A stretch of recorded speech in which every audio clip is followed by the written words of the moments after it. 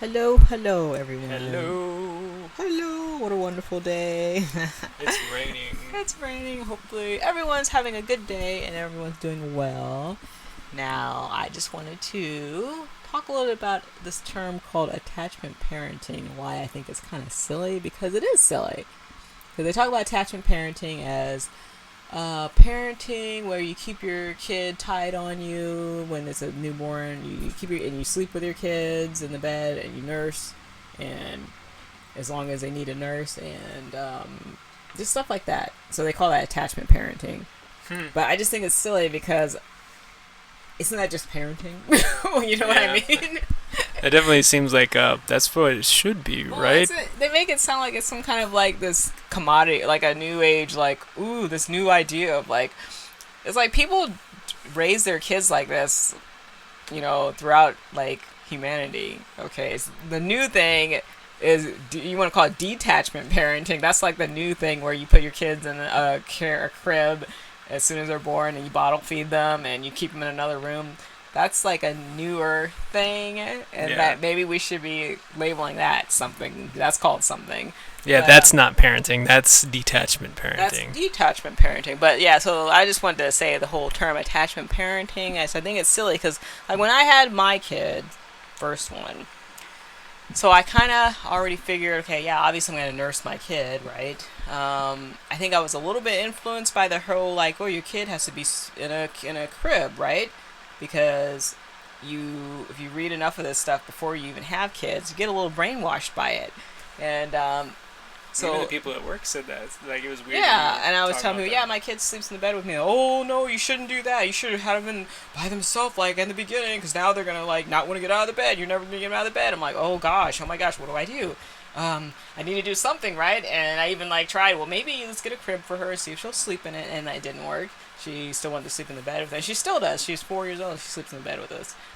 But the thing is, it's like it seems completely normal. Like once I got past that idea that okay, so we have to follow these rules of they have to be in the crib, they have to be weaned at a certain time.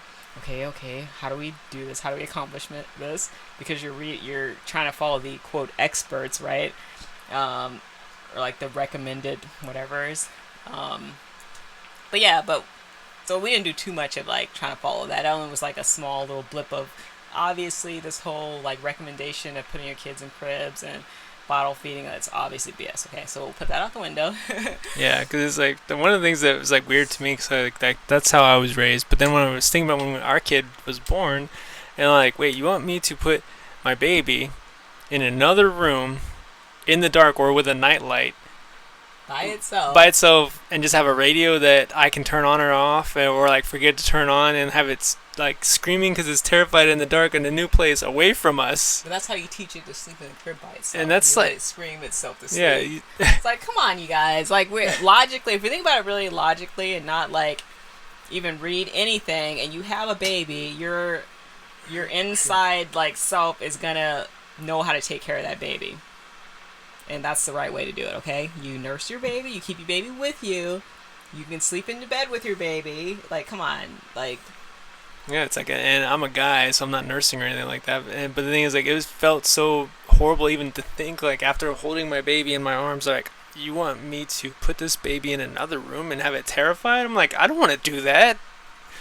I was like, this seems so mean. I'm like, and then you just let it cry itself to sleep because I read a bunch of places that are like, yeah, your baby's gonna scream and cry, but eventually it'll fall asleep. I'm like, and that's how it learns to and sleep by I was itself. like, so you teach your child to be terrified, scream, and then it falls asleep. I was like, but what about? What I want my every time I heard my kids scream or cry or anything like that, I always wanted to go and pick them up and make sure they're okay because I was like, this that's what they're screaming. They're like, "Hey, I can't talk to you. Please come check on me. Come to me, please. I'm scared." And I'm like, I have to teach myself and my kid to be like, "You can't trust me. I am not gonna be there if you You scream." can't trust me, and I can't trust you. Sort of, It's right? like, you're here. Yes, you're here, but you need to start to learn to be independent now.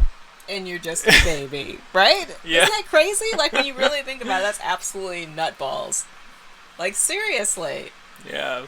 Goodness gracious! So now there's this new term. Well, it's not. It's not as new as it's like it was like 5 years ago. It's maybe getting more people maybe realizing more that this is actually just how you parent your kids, or the best way to like raise a baby. You know. So yeah, you have your baby and you keep your baby with you. You nurse your baby. You know. And there's people that are also like, sleep in the bed with you. don't let your baby sleep in the bed with you because they'll get attached to you, or you might roll over them. It's like, I don't care how tired I was or anything like that. I did not roll over my baby. It's like I knew where the baby was even while I was sleeping. I never even like laid on their arm or leg. It's like I knew where they were without even thinking about it, because that's just what I was made the intention to actually like have my baby it's almost like in there. Yeah, and there's like a, and that's same with me too. It's like it's almost like a part of you stays awake to watch and keep it. I don't know. It's like very weird to explain, but it's like I think it's one of those fear-mongering things, okay? Right? Yeah, definitely.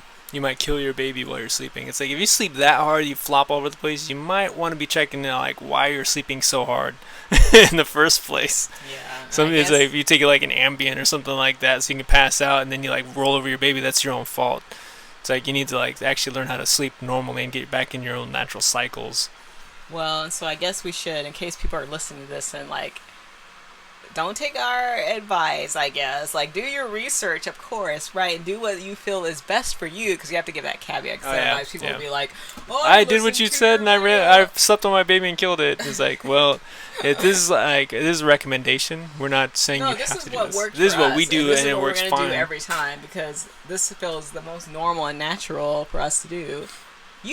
I advise you, before you follow some quote expert, to kind of feel it out and see what the best is for you to do. But definitely, most of the time experts don't know what they're talking about anyway. Yeah. But some of these experts, if you read into them, like some of them don't even have any kids. But that's interesting, isn't it? Yeah, really. But yeah, so maybe. Well, actually, that's what reminds me of something that's really funny. Like I had one of my professors was one of the top directors for these child programs, and guess what? Never had any kids. I was like, so you're the director, and you're telling people how to raise their kids and what kind of educational programs and what to do with their kids, yet you have no kids. And he got offended anytime anyone asked him if it's like, but you don't have any kids. How are you the expert? And he always got offended. I was like, well, it's a pretty legitimate question. It's like, how are you an expert on kids when you have never even experienced having a kid? That is true. That's a good question to ask, isn't it? I'm the expert on being a surgeon, but I've never performed a surgery before. Do you want me to perform a surgery on you now? Right. Oh my goodness. Definitely, yeah. So the term attachment parenting, I think it's a dumb term. I think it's absolutely retarded.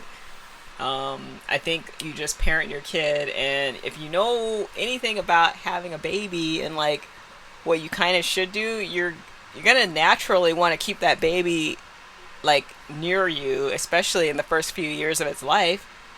Right? Because that feels like what you should do. Your baby is looking for you for protection and for nourishment, for food, and being protected and like learn and all that kind of stuff. And like that's kind of the way things go when you have a baby. I mean, I don't know how else to. That's how it is. But it's like definitely do your research, figure it out, and definitely kind of like do what feels right to you. But this is definitely what we know stands true to us, because this is just what we have done, and we've seen other people do the same thing, and they say the exact same thing. They're like, I don't know why I would have done it any other way after doing it one way, then doing it the other way. They've seen both sides, and they agree with what we are doing. And what are we doing? Will we call it attachment? We call it parenting. Parenting, not attachment parenting. Just parenting your child. Yep.